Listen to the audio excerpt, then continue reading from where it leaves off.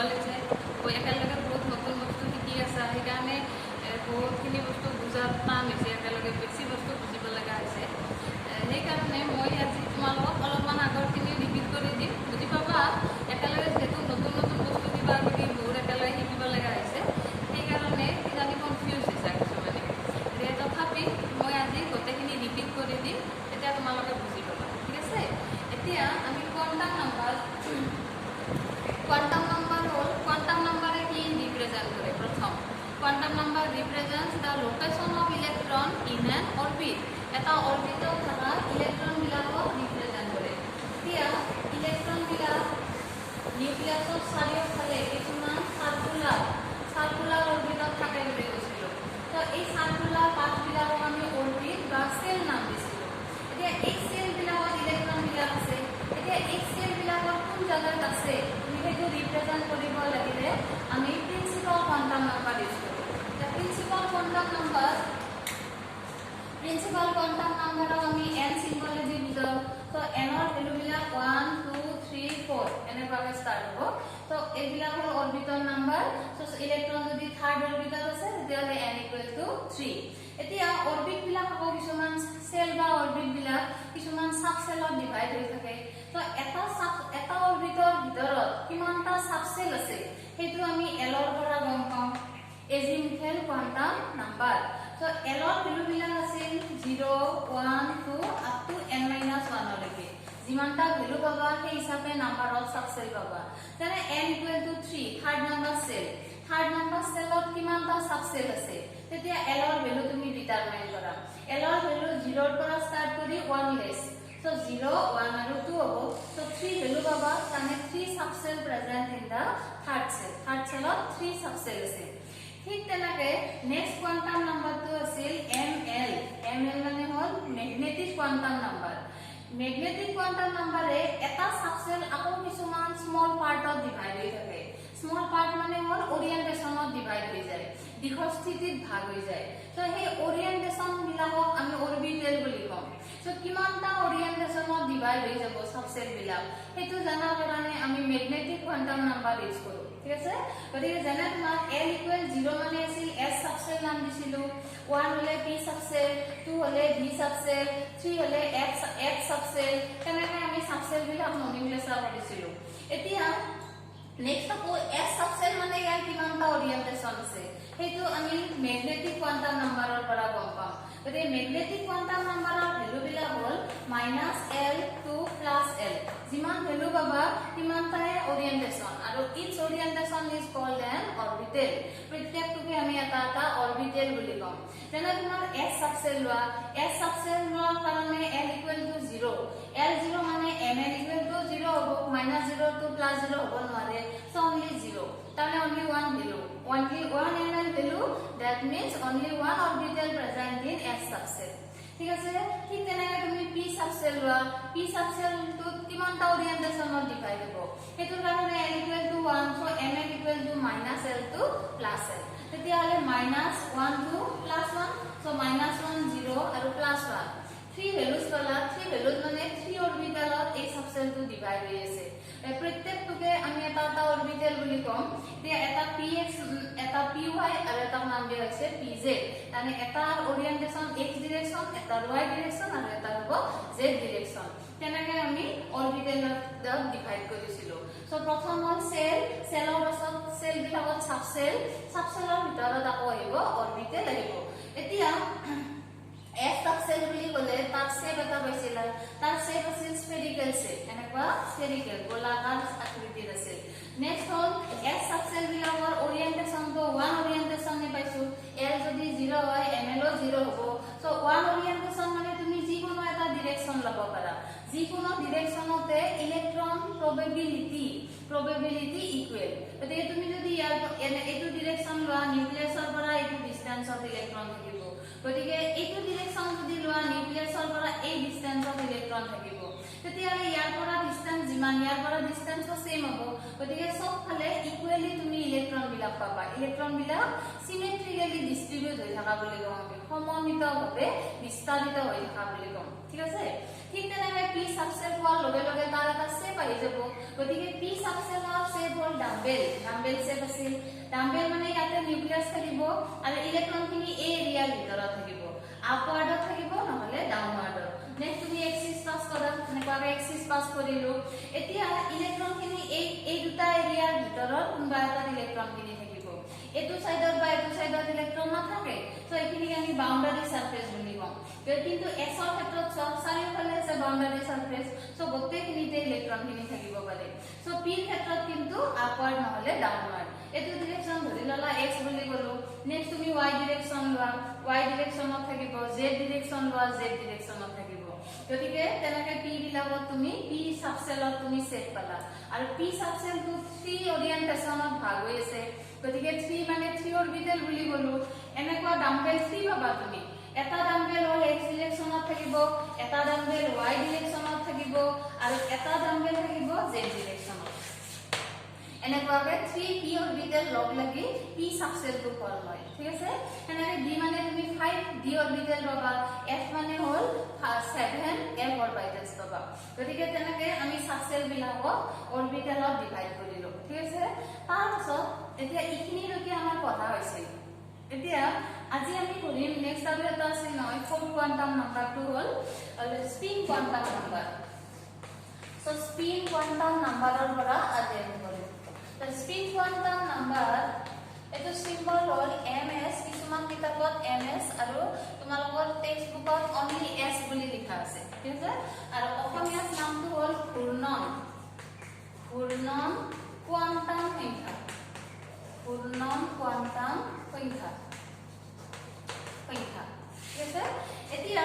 আমি গম পালো কি ইলেক্ট্ৰন বিলাক আগতে তোমালোকে গম পাইছিলা কি ইলেক্ট্ৰন বিলাক সেল বিলাকত থাকে বুলি হাই স্কুলত তেনেকে পঢ়ি আহিছা এতিয়া আমি গম পালো কি ইলেক্ট্ৰন বিলাক সেলত থাকে কিন্তু সেলৰ এটা তোমাৰ স্মলেষ্ট পাৰ্টত থাকে এই স্মলেষ্ট পাৰ্টটো আমি অৰবিটেল বুলি কম সো ইলেক্ট্ৰন বিলাক একচুয়ালি ক'ত থাকে অৰবিটেলত থাকে সেই অৰবিটেল বিলাক আকৌ এই সেলৰ ভিতৰত সোমাই থাকে এতিয়া এই অৰবিটেল বিলাকত ইলেক্ট্ৰন ধৰি ললা s অৰবিটেলত ইলেক্ট্ৰন আছে ইয়াতে s অৰবিটেল আছে তো s অৰবিটেল এটা ইলেক্ট্ৰন আছে ইয়াতে আছে বুলি বলো ইলেক্ট্ৰনটো তেতিয়া এইটো নিউক্লিয়াস এটো নেক্সট হ'ল তোমাৰ এক্সিস ডাল নিউক্লিয়াসৰ মাজেদি পাস হৈছে এতিয়া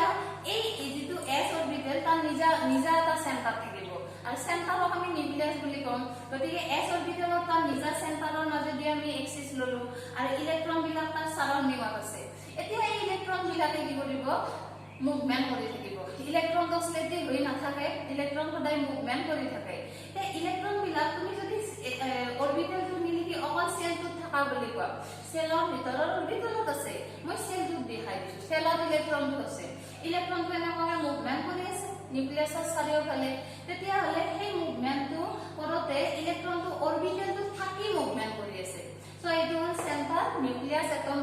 এটমটো চাৰিওফালে এনেকুৱাকে অৰবিটেলটো এনেকুৱাকে মুভমেন্ট কৰি আছে ইলেক্ট্ৰনটো মুভমেন্ট কৰি আছে কিন্তু ইলেক্ট্ৰনটো তো এটা অৰবিটেলৰ ভিতৰত যে আছে এই অৰবিটেলটো মুভমেন্ট কৰি আছে তেতিয়া এই মুভমেন্টৰ নাম হল অৰবিটেল মুভমেন্ট বুলি কোৱা হয় সো ইলেক্ট্ৰনৰ মুভমেন্ট আমি দুটা টাইপত পাম এটা কোৱা হয় অৰবিটেল মুভমেন্ট আৰু এটা কোৱা হয় স্পিনিং মুভমেন্ট বুলি কোৱা হয় গতিকে এটো হল অৰবিটেল মুভমেন্ট আৰু স্পিনিং মুভমেন্টটো হল এই অৰবিটেলটো নিজা এক্সিস এডালো আছে এই এক্সিস ডালৰ চাৰিওফালেও ইলেক্ট্ৰনটো মুভমেন্ট কৰি থাকে গতিকে যেনে ধৰা এই এক্সিস ডাল s অৰবিটেলত আৰু s অৰবিটেলটো এনেকুৱাকৈ আছে সাৰাউণ্ডিংত স্ফেৰিকেল শেপত আছে ইলেক্ট্ৰন ইয়াতে থাকিব পাৰে এনেকুৱা যিকোনো জায়গা এটা ইলেক্ট্ৰন আছে এতিয়া এই এক্সিস ডালৰ চাৰিওফালেও ইলেক্ট্ৰনটো এনেকুৱাকৈ মুভমেন্ট কৰি আছে সো এটো হল অৰবিটেলটো এই অৰবিটেলটো নিউক্লিয়াছৰ চাৰিওফালে এনেকৈ মুভমেন্ট কৰি আছে এটো হল অৰবিটেল মুভমেন্ট আৰু এই ইলেক্ট্ৰনটো লগত মুভমেন্ট কৰি আছে নেক্সট আকৌ ইলেক্ট্ৰনটো তাৰ নিজৰ এক্সিসৰ চাৰিওফালেও এনেকৈ মুভমেন্ট কৰি আছে এই যেটো নিজৰ এক্সিসৰ চাৰিওফালে মুভমেন্ট কৰে এটো কোৱা হয় স্পিনিং মুভমেন্ট বুলি কোৱা হয় যেনে তোমাৰ পৃথিৱীৰ ক্ষেত্ৰত পৃথিৱী হল সূৰ্যৰ চাৰিওফালে মুভমেন্ট কৰি থাকে হয় না আৰু লগতে পৃথিৱীৰ নিজৰ এক্সিসৰ চাৰিওফালেও মুভমেন্ট কৰি থাকে বুজি পাইছানে গতিকে তেনেকৈ ইলেক্ট্ৰন বিলাক অৰবিটেলত যে আছে অৰবিটেলটো নিউক্লিয়াছৰ চাৰিওফালে মুভমেন্ট কৰি আছে আৰু অৰবিটেলটো নিজৰ যেটো এক্সিস তাৰ চাৰিওফালেও মুভমেন্ট কৰি থাকে সো সেই হিচাপে ইলেক্ট্ৰনৰ দুটা মুভমেন্ট পালা এটা অৰবিটেল মুভমেন্ট এটা হল স্পিনিং মুভমেন্ট এতিয়া এই অৰবিটেলৰ চাৰিওফালে এক্সিসৰ চাৰিওফালে যে মুভমেন্ট কৰি আছে সেই মুভমেন্টৰ ডিৰেকশন ৰিপ্ৰেজেন্ট কৰাৰ কাৰণে আমি স্পিন কোৱান্টাম নাম্বাৰ ইউজ কৰো তানে স্পিনিং যেটো মোশন সেই স্পিনিং মোশনটো ৰিপ্ৰেজেন্ট আমি স্পিন কোয়ান্টাম নাম্বাৰ ইউজ কৰিম ঠিক আছে সো এই স্পিন কোয়ান্টাম নাম্বাৰে ৰিপ্ৰেজেন্ট কৰিব so it represents the spin orientation মানে direction so spin orientation of an electron in an orbital spin orientation of an electron in an orbital so eta electronor orbital eta থকা electronor spinor দিক স্থিতি বুজোৱাৰ কাৰণে এই quantum সংখ্যা ব্যৱহাৰ কৰা হয় অসমীয়া মিডিয়ামৰ বিলাকে তেনেকৈ লিখি লবা এতিয়া স্পিন ওৰিয়েন্টেশন বুলি ক'লে এই এক্সিস তো এইটো অৰবিটেল বুলি ধৰা এস এ হোক বা পি এ হোক কি হলে ডাম্বেল হ'ব গতিকে ইয়াতে তোমাৰ এইটো এটা ডাম্বেল এইটো এটা আৰু এইটো এটা ডাম্বেল মাজত সেন্টাৰত নিউক্লিয়াছ তো এক্সিস ডাল লাগে পাস হৈছে ইলেক্ট্ৰন ইয়াতে আছে ইয়াতে গতিকে ইলেক্ট্ৰন বিলাক এনেকুৱাকৈ এক্সিসৰ চাৰিওফালে মুভমেন্ট কৰি থাকিব এতিয়া মুভমেন্ট কৰোতে এই ডিৰেকচন বুলি ক'লে কেইটা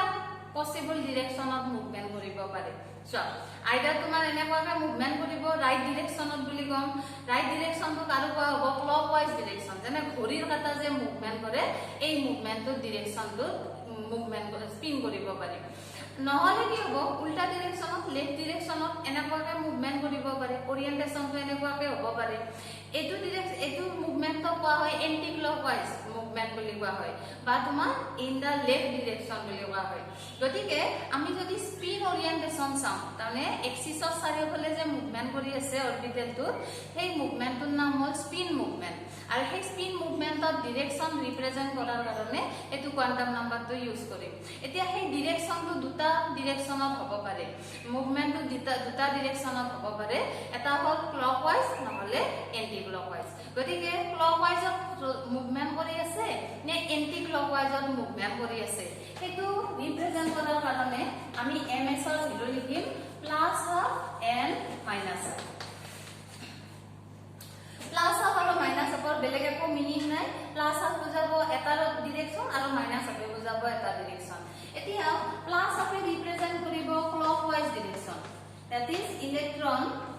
electron spin in the orbital in clockwise direction orbital to thaka electron to clockwise direction of spin kori thaka bujaise aru electron to ami represent korim etia ei arrow symbol kori ei symbol kori etia ami electron to represent korim eta electron buli kole ami e buli likho eta ami ei orbital of etia electron bilakok tumi represent koriba korote symbol hol ei arrow e car symbol ami এই electron বুলি কম হেনেকে anti clockwise ডিৰেকচনত যদি ৰটেশন কৰি থাকে হেতু বুজাবৰ কাৰণে ms ৰ ভ্যালু তুমি মাইনাস হাফ লিখিব লাগিব সো ms মানে হ'ল এন্টি ক্লকৱাইজ স্পিন ঘড়ীৰ কাটাৰ বিপৰীত দিশত স্পিন এন্টি ক্লকৱাইজ স্পিন আৰু নেক্সট হ'ল ইলেক্ট্ৰনটো আমি ৰিপ্ৰেজেন্ট কৰিম ডাউনৱাৰ্ড এৰো So upward arrow মানে clockwise rotation কৰা ইলেক্ট্ৰন বুজাব আৰু downward arrow মানে হ'ল left directionত spin কৰি থকা ইলেক্ট্ৰনটো ৰিপ্ৰেজেন্ট কৰিব গতিকে আমি ইলেক্ট্ৰন এটা অৰবিটেল সেল এটাৰ ভিতৰত থকা অৰবিটেল এটা ইলেক্ট্ৰন এটা কমপ্লিটলি ৰিপ্ৰেজেন্ট কৰাৰ কাৰণে আমি এই চাৰিটা কোয়ান্টাম নাম্বাৰ ইউজ কৰো ঠিক আছে তো প্ৰথম হ'ল প্ৰিন্সিপাল কোয়ান্টাম নাম্বাৰে সেলত থাকা বুজাব এজিমুথেল কোয়ান্টাম নাম্বাৰে সেলৰ ভিতৰৰ কোনটো সাবসেলত আছে হেতু বুজাব ml ৰ ভ্যালুৱে সেই সাবসেলটোৰ কোনটো অৰবিটেলত আছে হেতু বুজাব আৰু নেক্সট হ'ল স্পিন কোয়ান্টাম নাম্বাৰে সেই অৰবিটেলটোত ইলেক্ট্ৰনটোই কোনটো ডিৰেকচনত স্পিন কৰি আছে হেতু এই ms এ বুজাব ঠিক আছে তো এইটা হ'ল ফৰ কোয়ান্টাম নাম্বাৰস এতিয়া তোমালোকে আজি মই নতুন বস্তু নপঢ়াম এইখিনি বস্তুৱে অলপমান ৰিপিট কৰি কোৱেশ্চন হিচাপে অলপমান আলোচনা কৰিম তাৰ আগতে আমি এই গোটেই বস্তুখিনি সামাৰি হিচাপে এখন টেবুল বনাই লম সো তোমালোকে সেই টেবুলখন লিখি লবা এইটো ডায়াগ্ৰামটো আছিলে এই সেল বিলাকৰ এইটো চাও কেনেকে সো ফাৰ্স্ট হ'ল n = 1 অৰবিট নেক্সট হ'ল n = 2 orbit n = 3 orbit n = 4 orbit আমি 4 অৰবিটলৈকে অৰবিটেল বিলাকক আমি ৰিপ্ৰেজেন্ট কৰিম তাৰ কাৰণে এখন টেবুল বনাই লবা এই টেবুলখনত প্ৰথমতে আমি লিখিম প্ৰিন্সিপাল কোয়ান্টাম নাম্বাৰ তাৰ পাছত নেক্সট লিখিম আমি এজিমুথেল কোয়ান্টাম নাম্বাৰৰ পিছত নেক্সট লিখিবা সাবসেল এজিমুথিয়াল কোয়ান্টাম নাম্বাৰে সাবসেল বুজাব আৰু এনল সেল বুজাব ফল আৰু এইটো উপফল বুজাব তাৰ পিছত হ'ল এমএল ৰ পৰা তুমি অৰবিটেল গম পাবা অৰবিটেল আৰু নেক্সট লিখা total number of orbital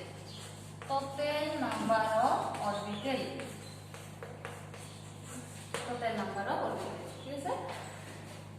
so এতিয়া প্ৰথমৰ পৰা স্টাৰ্ট কৰো সো n অফ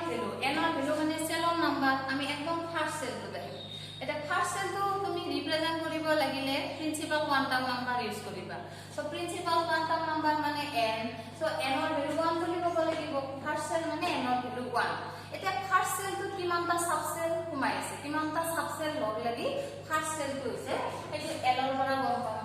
l ৰ ভ্যালু কিলা হ'ল 0 1 2 3 তো লাগিব 3 up to n - 1 লৈ তো l ৰ ভ্যালু কেটা হলে কেটা আছে l ৰ ভ্যালু যদি 0 হয় s সাবসেল নাম দিছিলো 1 হলে p সাবসেল 2 হলে d সাবসেল আৰু 3 হলে f সাবসেল নাম আছে তো বাকি কেটা তোমালোক নালাগে যদি 3 ৰ পাছত 4 হয় তেতিয়ালে g f ৰ পাছত g so small letter g subshell হ'ব তেতিয়া তো আমাৰ g সাবসেল নালাগে আমি f সাবসেলৰ লৈকে স্টাডি কৰিম সো l ৰ ভ্যালু হ'ল এটো এতিয়া কিমানটা সাবসেল আছে n ৰ ভ্যালু যদি 1 হয় তেতিয়া l ৰ ভ্যালু 0 ৰ পৰা স্টাৰ্ট কৰিবা 0 ৰ পৰা n - 1 লৈকে তাৰ মানে 1 লেস ভ্যালু লৈকে লবা তে ইয়াতে 1 লেস মানে তো 0 হ'ব তো অনলি 0 এটাই ভ্যালু পালা সো 1 এর ভ্যালু তাৰ মানে 1 subshell present in the first সেলটোত এটাই সাবসেল থাকিব এটা সাবসেল লগ লাগিয়ে ফার্স্ট সেলটো হৈছে তাৰ মানে ফাৰ্স্ট সেলটো ডিভাইড হৈ থকা নাই সেই সেলটোৱে তোমাৰ সাবসেল এতিয়া সাবসেলটো নাম দিব লাগিল n = 0 হলে আমি নাম দিছিলো s সাবসেল নেক্সট হল এই s সাবসেলটো ফার্স্ট সেলৰ ভিতৰত আছে সেইকাৰণে আমি লিখিব লাগিব 1s 1 হল প্ৰিন্সিপাল কোয়ান্টাম নাম্বাৰ 1 এ বুজাব কোনটো সেলৰ ভিতৰত এই সাবসেলটো আছে কাৰণ s নম্বৰ সাবসেল আমি 1 তো পাম সেকেন্ড সেলতো পাম থাৰ্ড সেলতো পাম তেতিয়ালে কোনটো সাবসেল কোনটো সেলৰ হেতু জানিব লাগিল তাৰ কাৰণে আগতে প্ৰিন্সিপাল কোয়ান্টাম নাম্বাৰটো লিখি দিবা সো 1 টো আমি লিখি দিছো 1s মানে ফাৰ্স্ট সেলৰ ভিতৰত এই সাবসেল আছে তাৰপিছত ml ৰ ভ্যালু বিলাক আছিল -l to +l এটো ভ্যালু আছে -l ৰ পৰা +l লৈকে সো তোমাৰ ml ৰ ভ্যালু চোৱা l ৰ ভ্যালু চাম আমি l ৰ ভ্যালু 0 মানে -0 to +0 লিখিব তো নোৱাৰো সো অনলি 0 লিখিম সো এটো 0 লিখিলা সো 1 ভ্যালু পাইছা তাৰ মানে এই s ইটো সাবসেল এই সাবসেলটো 1 অৰবিটেলত দেখাই দি আছে তানে ডিভাইডে হৈ থকা নাই এটাই অৰবিটেল ফৰ্ম দিছে গতিকে 1 orbital present in s subshell এতিয়া এই অৰবিটেলটো নাম দিব লাগিল নাম আমি দিম 1s অৰবিটেল আগতে 1s সাবসেল হৈ আছে এতিয়া আমি 1s অৰবিটেল বুলিব নেক্সট হল এই অৰবিটেলটো এতিয়া আমি